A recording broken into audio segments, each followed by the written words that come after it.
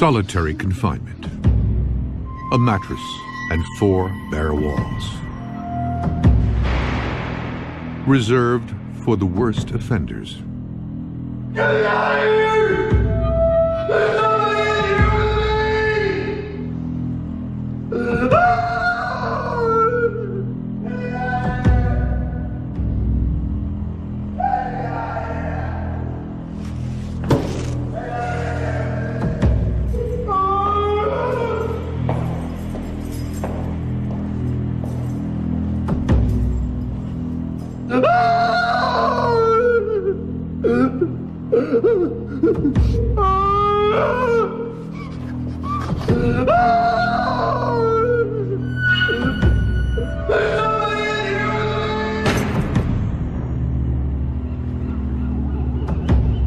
All right, 6:30. Everybody up. Everybody up. Come on. 6:30. Time to move. But one prisoner can't move. He's dead, with mysterious marks around his neck. Help here! Little help! Who or what killed this man inside America's most secure prison?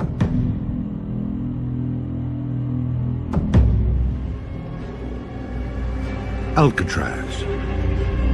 This barren, windswept island in San Francisco Bay is home to America's first supermax prison, and it's always had a sinister reputation.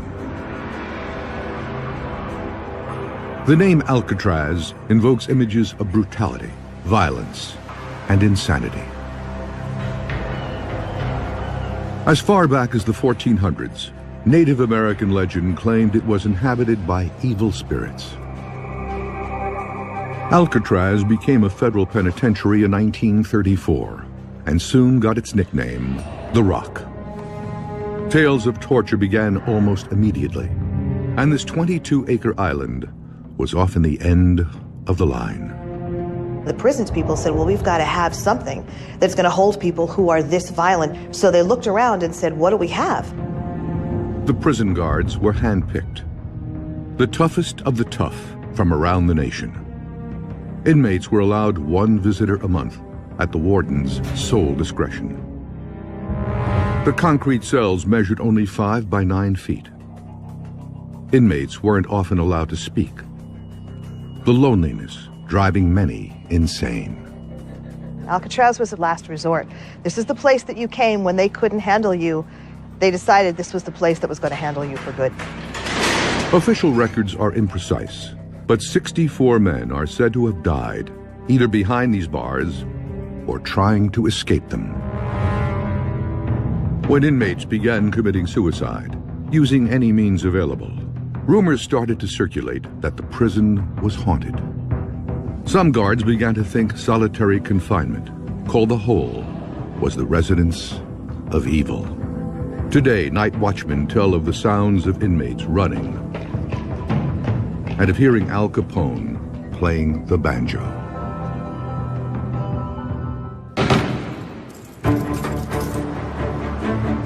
Now, Mystery Quest will travel to the island and investigate these mysterious happenings. The science team will search for evidence of paranormal activity. I'm hearing words. They're crying for mercy. To do this, they'll use a variety of highly sensitive state-of-the-art equipment to record overnight activity on the island. This recording is basically a sound recording of speech. And the expedition team will investigate the only reputedly successful escape from Alcatraz. This is the place nobody leaves, and they left it. They'll examine the route the escapees would have taken and whether they could have survived the frigid waters. And Mystery Quest will also reveal what the escapees would look like today if they managed to survive. Alcatraz was America's most notorious and inescapable prison for 3 decades. But in 1962, 3 inmates, Frank Morris and John and Clarence Anglin, decided to test this reputation.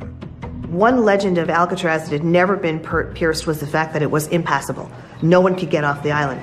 Suddenly, the largest manhunt in 30 years was underway. This escape was phenomenal. After World War II, this was the biggest thing that hit the news. Frank Ahern is a skip tracer, finding those who don't want to be found.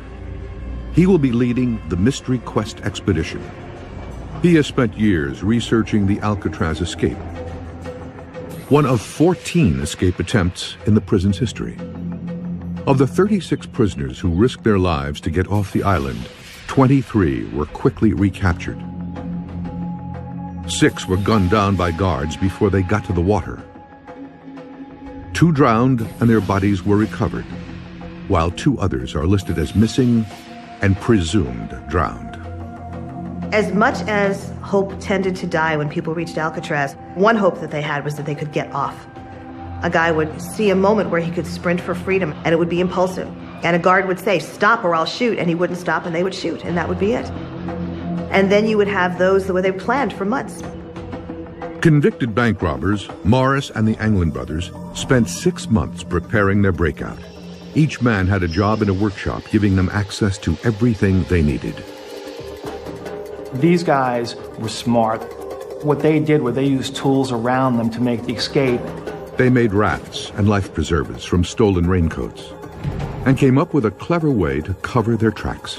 So when the guards came by, they had to have realistic devices in the bed that looked like they were sleeping.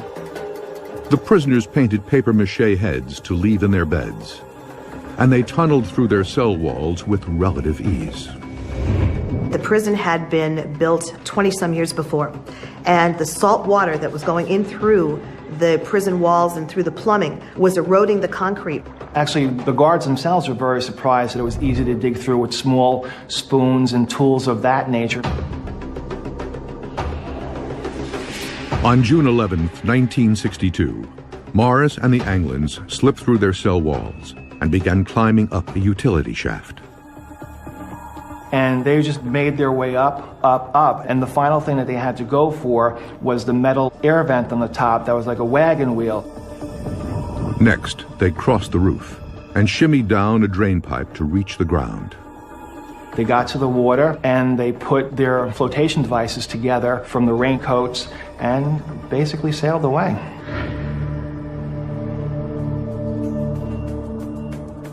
Frank Ahern believes the 3 escapees would have headed for Angel Island, 2 miles across the bay. But it wouldn't have been easy. The bay's waters are frigid. The average June water temperature is just 52 degrees. The tides are also treacherous, and the bay is trafficked by dozens of ships daily. Additionally, the escape took place at night, making the swim far more dangerous. But Ahern says his research led him to believe none of these factors would have come into play. Robert Anglin, the brother, told me when they heard about the escape on the news and they were talking about the flotation devices, the family laughed because they knew that the brothers didn't need that. They were such strong swimmers. Yet even strong swimmers might not be able to overcome nature. A grown man would start experiencing the early symptoms of hypothermia probably in the first half an hour.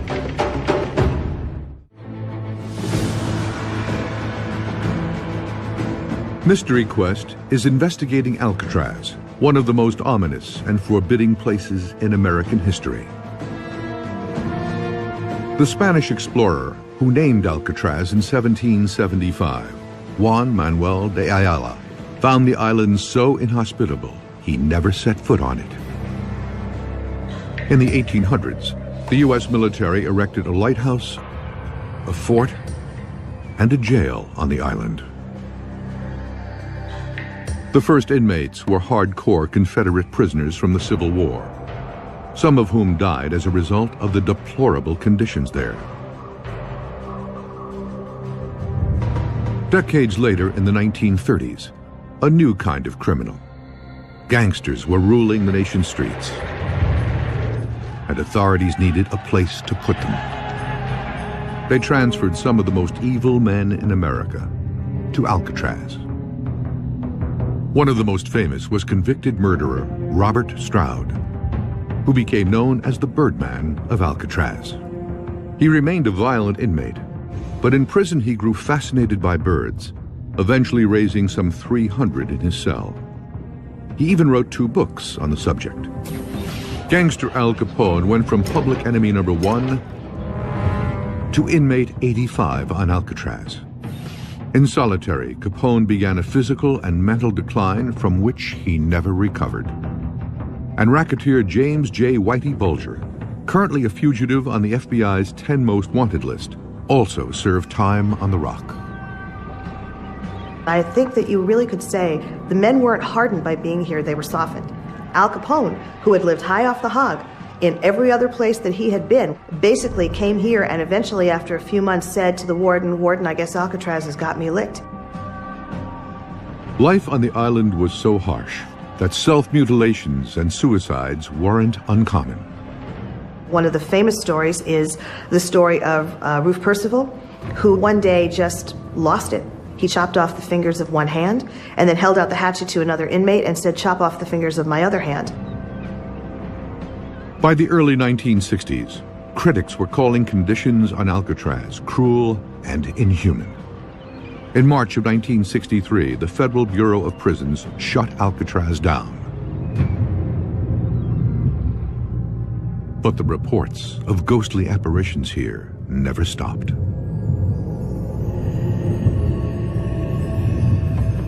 The Mystery Quest science team is traveling to Alcatraz to search for evidence of hauntings.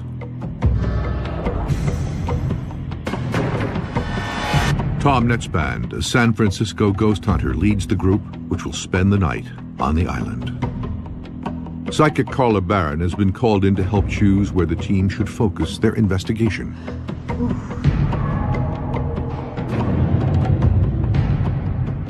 Netzband walks her through Alcatraz, searching for paranormal hotspots. To help identify the areas, they key in on pockets of extreme temperature change. Normally, I'll get cold because spirits join with me for the warmth. They join with me for the life force. Barron believes a spirit can drain energy from a room, lowering its temperature. I'll register the cold even before a thermometer or some sort of measuring device will measure the cold. Very cold, like, feel my hands. Ice cold. Oh, jeez. Oh, my God. Just all of a sudden, right here. They want to show me something. Hold on. They want to show me something. Barron leads Netzband straight to the most dreaded area in Alcatraz. D Block, solitary confinement. They're bringing me somewhere. What? Oh, whoa. Here. Okay. Here. Ah.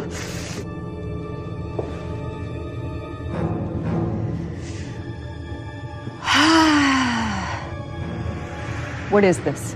This is the hole. This is what they would call the hole. So prisoners would be locked in these pitch black cells, sometimes for weeks. She reaches the last of the cells.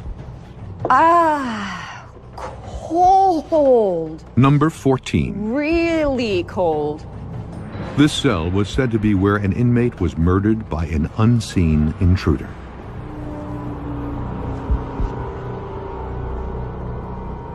Giving up hope. I get giving up hope in here. Just such a feeling of despair. There's no hope, like buried alive. It's like I'm buried alive in here.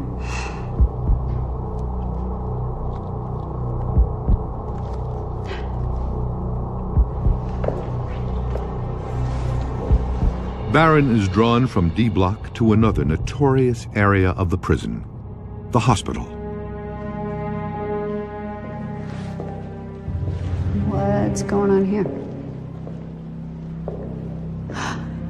Ah. Oof. Yeah. Ah. You okay? Yeah, that was weird. I felt like somebody stabbed me in the back, almost. Wow. Like. We're gonna definitely set up some equipment in here then. Fight. Fight. Riot. Fight. Fighting. Rioting. Many. Not just one. I just got a spike over here. Whoa. Cold. Oh, God. Oh, Netzband again begins to register a drop in the room's temperature. 64.5. Blood. I'm seeing blood. 62.9. 62.4. 61.3. There's something to be known here. There's something we don't know yet. There's a secret. Barron chooses D Block and the hospital to become the focus of the investigation.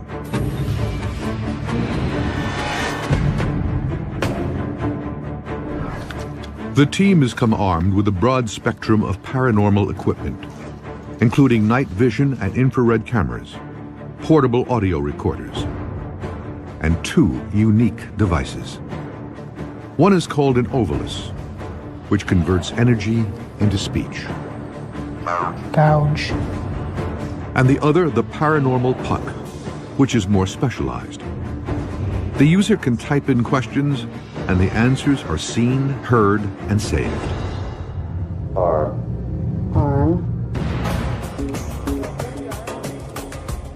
The team unexpectedly gets its first piece of evidence, recording an EVP, or electronic voice phenomenon, in the hospital. Hey, guys. Hey. You know, I think I caught something already. Okay. In the hydrotherapy room there. Really? Listen.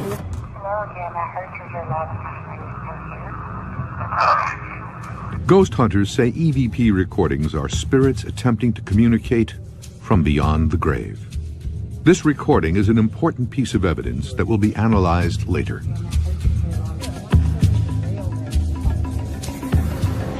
The teams pair off. They'll spend the next hours setting up their equipment. Netzband assigns Sister Sharon and Anne Leong to the hospital wing. He and Shona Sinclair will work down in D Block. All right, we're gonna roll. So there it goes.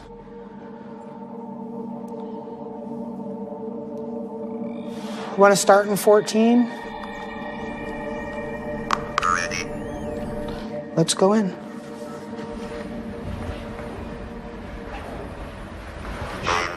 Pain. Jolt. Jolt. Energy.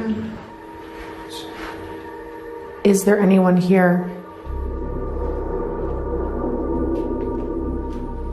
Starting to get a little bit of a headache in here.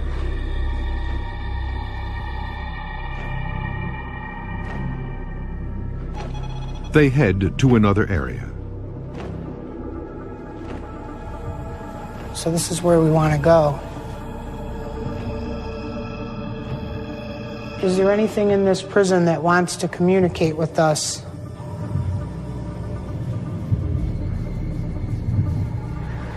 So I get this really weird feeling, like I'm being watched or something. You know? Yeah, I get that feeling too. Did you see that? What'd you see? Just looked like I saw somebody walk past there.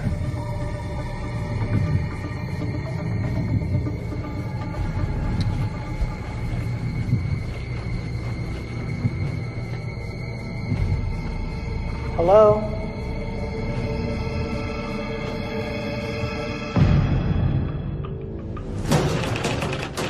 The investigation into whether Alcatraz was truly escape-proof is focusing on the swim Frank Morris and Clarence and John Anglin may have made. It is known the men entered San Francisco Bay sometime during the night of June 11th, 1962. They would have battled strong currents, heavy ship traffic, and hypothermia, a dangerously low body temperature. The average June water temperature in the bay is between 51 and 54 degrees Fahrenheit. The channel between Alcatraz and Angel Island is 2 miles wide, and it would have taken more than an hour to cover the distance. A grown man would start experiencing the early symptoms of hypothermia probably in the first half an hour.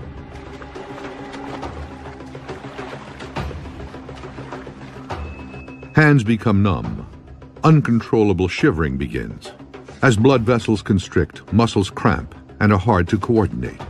In advanced hypothermia, the victim becomes incoherent and major organs fail. They could survive for 1 to 2 hours before it became so advanced that they could no longer make a concentrated effort at trying to survive. Even if they reached Angel Island, they would not have been home free. Had they made it to Angel Island with advanced hypothermia, without medical care, they probably would not have been able to live more than 1 day. The subsequent investigation turned up some evidence on this beach. This is Angel Island, okay? One of the possibilities of where Anglin's and Morris could have ended up, where I believe that some of Clarence Anglin's belongings washed up. There were pictures of family members. There was a small phone book with contact information. And the FBI believed that because they located that they may have drowned. Mystery Quest is on Alcatraz, searching for answers to the island's enduring mysteries. Half the science team is in the hospital's wardroom, recording audio and trying to capture the sound of a spirit. Can you tell us your names? This was an area targeted as having the strongest psychic aura. If there's anyone out here, can you please let us know who you are?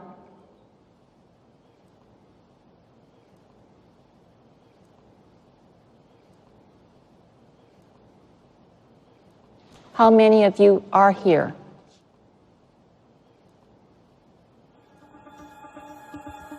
They decide to attempt contact with one of the prison's most famous inmates, Al Capone.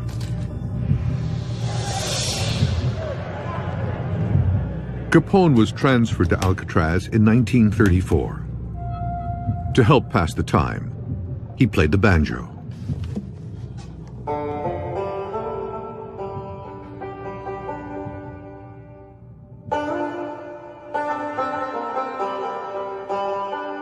It's been reported that a banjo has been heard echoing through the now deserted prison ever since.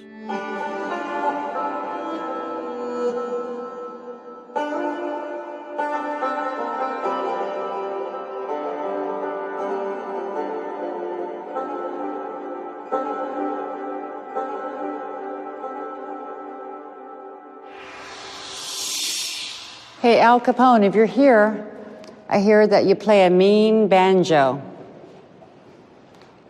It'd be my honor if you could play a few bars for us, Mr. Capone.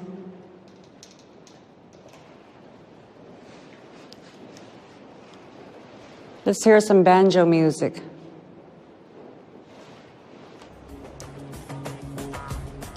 The sisters head towards the hospital room where Robert Stroud, the Birdman of Alcatraz, spent 11 of his 17 years in the prison. Okay, so this is Robert Stroud's cell. You have the trigger objects? Mm-hmm. Okay. The Leongs have small plastic birds that contain a motion and light sensor just under their beak. See, the sensor is down here. When triggered, they sing. The sounds are actual recordings of birds Stroud would have known. A blue parakeet, an American goldfinch, and the northern saw-whet owl. If the birds react while everyone is still, they may be registering Stroud's presence.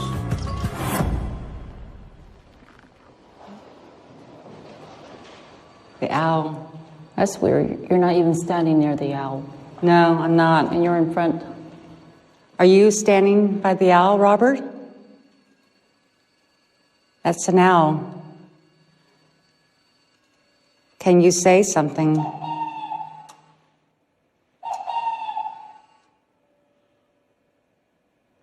Thank you. Neither sister was standing in front of the owl.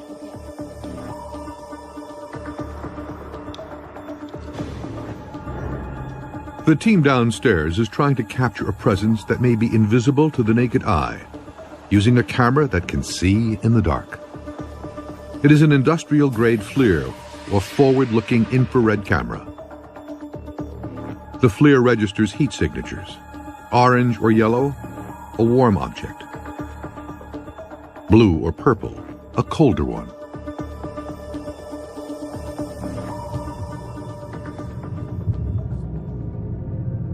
So let's go back into 14, because that seems to be where all the activity is. There we go. Is there a presence in this cell that would like to communicate with us? There is a little bit of a registry, yeah. Yeah, it's a little blue, like a little bluer sort of on that wall, but it's not much. The results are inconclusive. Next, the teams switch places. The Leong sisters head down to D Block. Netzband and Sinclair to the hospital. They will only discuss what they have found after the observation period has ended. Validation is a very, very serious point to us, and in order to do that, we can't discuss things with one another until both teams have been in the actual area, and then we'll compare, and if both of us are experiencing the same thing, we're further validating what's going on here. Netzband begins his investigation upstairs using the FLIR. All right. I just heard something in here. Me too. Like a shuffling. Is anyone in this room?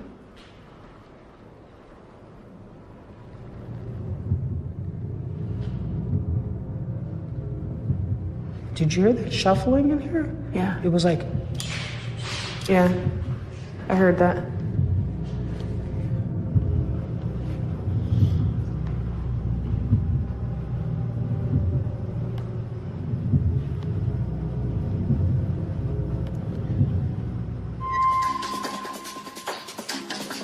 When Frank Morris and Clarence and John Anglin were discovered missing, the FBI was called in and bloodhounds put on the case. But they lost the men sent at the water's edge. The authorities got a break in the case when another inmate admitted he was supposed to be in on the plan, but was left behind. He said after reaching Angel Island, the escapees were going to swim across to Marin County, then steal a car and civilian clothing.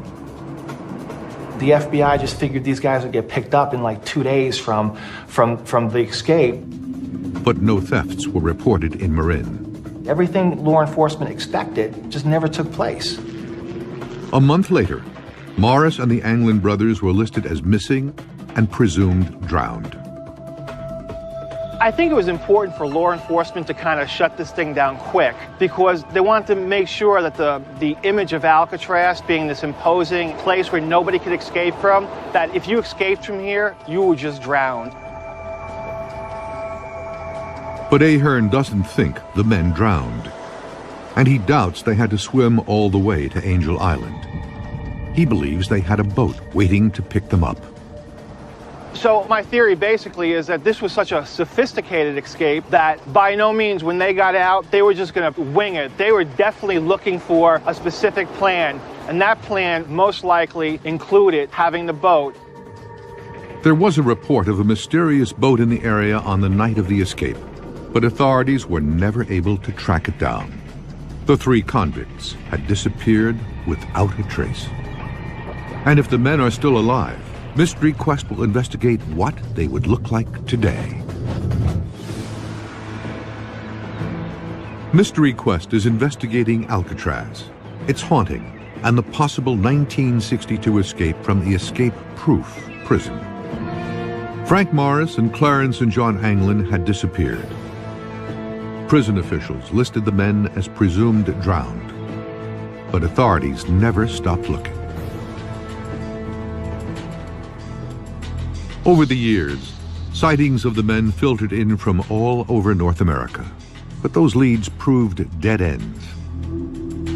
Then in the late 1980s, the U.S. Marshals, following up on another lead, brought in one of Clarence and John Anglin's brothers from Florida for a polygraph test.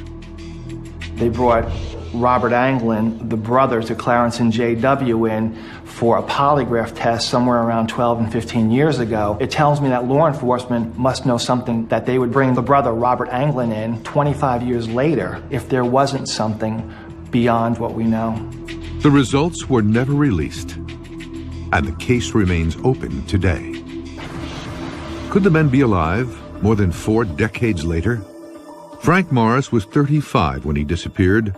He would be 83 years old now. By using a process called digital age progression, we can assume he would look something like this.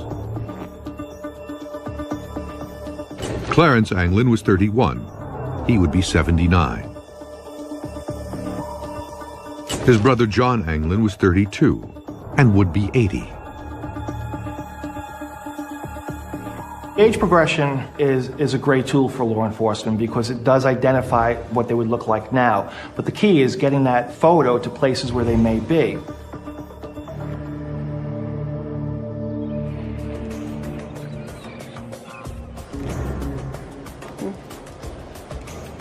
The Leong sisters are headed to solitary confinement.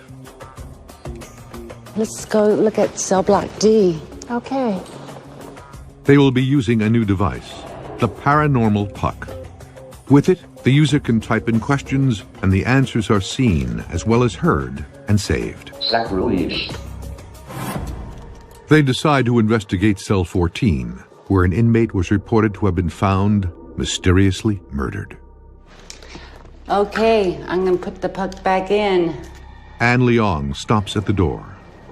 There's something repulsive about the smell of this room. I'm going to just stay off. I'm going to ask it a question. I'm going to ask who's here. Enter. Human. Waste. Human waste. Why can't I go inside? Okay. Why can't Anne come in here?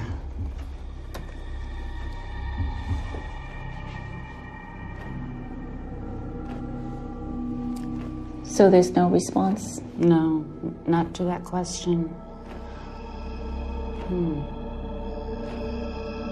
Strange.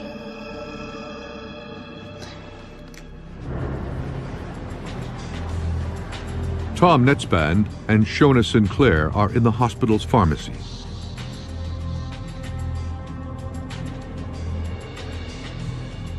You could still smell the medicine. Smell it? Are you getting cold again? Yeah. Let's do some temperature readings. It's about 65 degrees in here.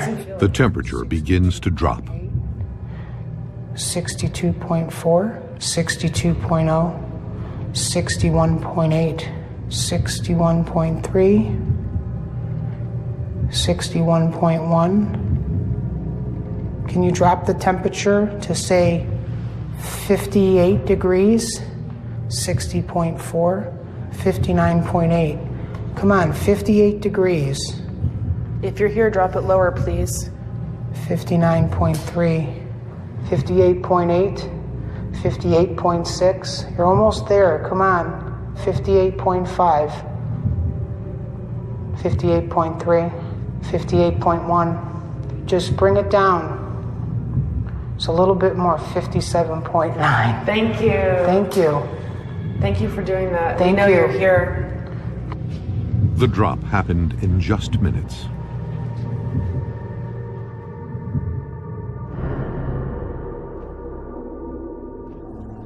Are you getting that chill again? Yeah, I just get this chill running through my body, like right around here. Like I'm it's very like, uncomfortable. It's touching me. It's touching me. It's touching you? me. It's here again. Where are you getting touched? I'm getting touched in my hair right here. There are times when Netzband actually feels the presence of a spirit, and it's happening to him right now. I'm telling you, I feel it. It's running down my neck here like this. I feel like fingers on my, like fingers down. Oh, I don't like that feeling. I just don't like it, you know? I'm freaking out. I've never, ever felt that, where it's been so intense like that. Ah, there's that kidney pain again. What the hell? Who's up here?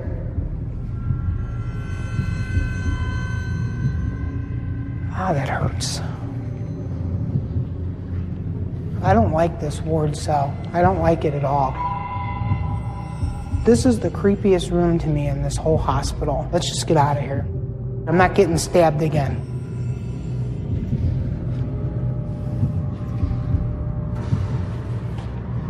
Netzband decides to wrap the investigation.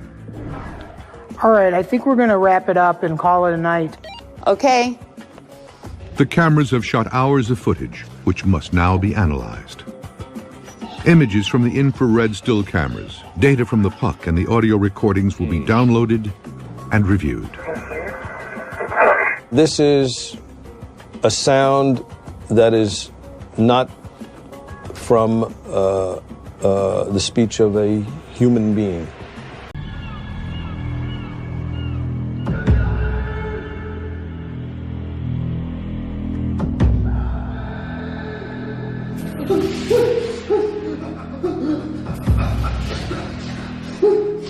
Solitary confinement.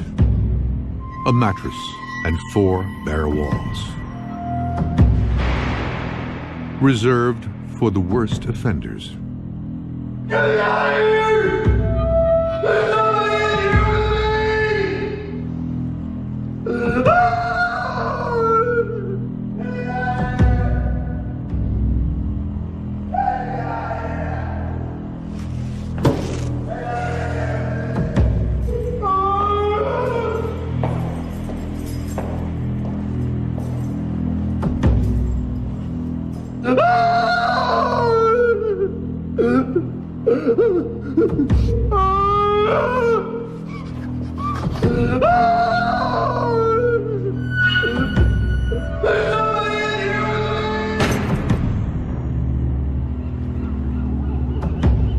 All right, 6:30. Everybody up. Everybody up. Come on. 6:30. Time to move. But one prisoner can't move. He's dead, with mysterious marks around his neck. Help here! Little help! Who or what killed this man inside America's most secure prison?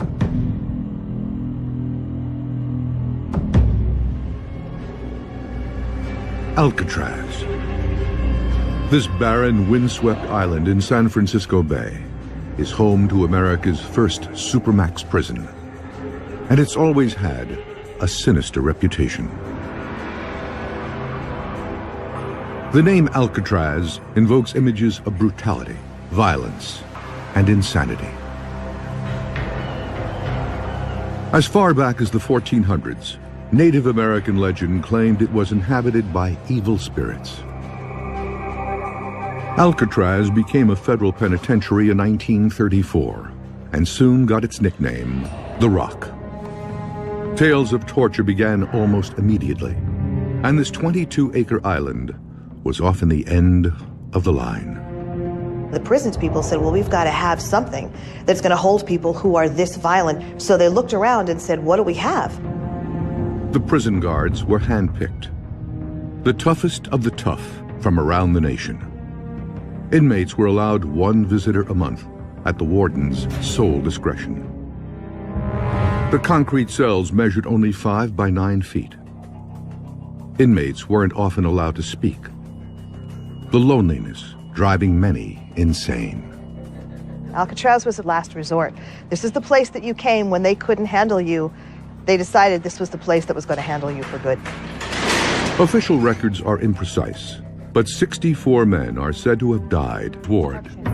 Netzband actually felt a spirit touch him, I'm getting touched. and the team wanted to review the moment. But though his colleague's night vision camera was clearly on, and so was the record light, this section of tape was mysteriously blank. The group moves on to evidence from the motion-sensitive birds left in the Birdman cell. So here we're trying to test the birds to see where we're walking across and front.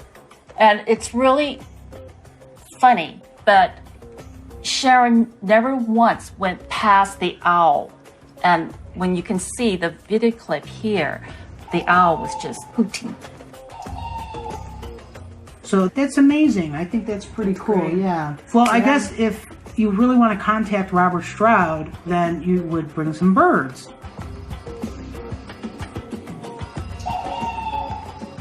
The team also recorded various EVPs, or electronic voice phenomena. I went into the hydrotherapy room, and remember I played it for you. What do you think it said? Bless you. One more time. I love you. I love you. Yeah, that's what I hear too. This recording, along with several others, was sent to Paul Ginsberg, a forensic audio analyst. Now, this is called a time domain waveform, where we see the actual wave itself, the sound. It's a pictorial representation. Ginsberg works with the CIA and FBI, examining audio evidence and providing expert testimony. And from left to right, we have time. And when there's something loud, it will have these larger excursions than when it's low. After we have normal speech, there is a burst of energy. And this is a sound that is not from the speech of a human being. In fact, it's impossible to produce that. There do seem to be words spoken, and not by a human. The team has another EVP that was captured in the wardroom. They asked, "How many of you are here?"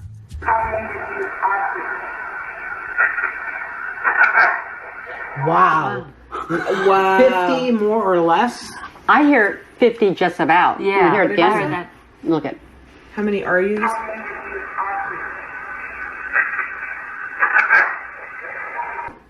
50, give or take. More or less. I mean, you can clearly hear 50. 50.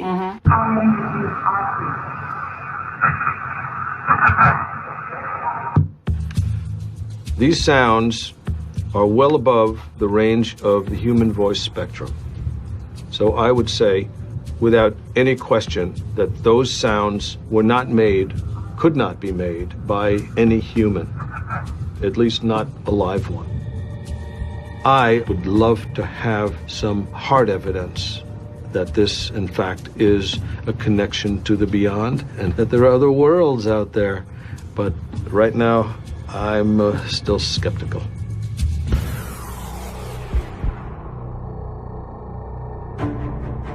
The Mystery Quest investigation has turned up some important data. The expedition team has determined that it is possible for a strong swimmer to make it to Angel Island in about 1 hour. This means escapees Frank Morris and Clarence and John Anglin could have survived the hypothermia-inducing cold water of San Francisco Bay. The Mystery Quest science team gathered data that seemed to indicate there is some sort of non-human entity on the island.